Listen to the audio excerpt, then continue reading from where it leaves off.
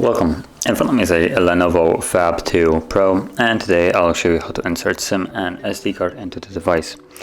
So before we get started, you will need one thing, which is the SIM ejector. It comes provided with the device. You can find it somewhere in the box, but if you can't, you can always use a paper clip, straighten out one of the edges, and it should work just fine. So from there, we want to pop out the tray, which is located on the left side of the device, so right about here, as you can see where the pin is holding.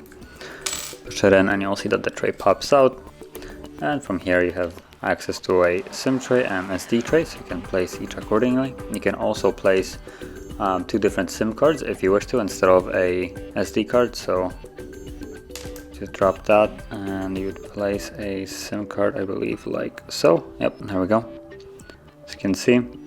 But I'm gonna be using both of the slots, so there we go. So it would go like this. And once you have it all placed, you wanna slide it back into the device, so while holding it securely so it doesn't fall out. There's nothing really holding it. You wanna slide it back in there. There we go.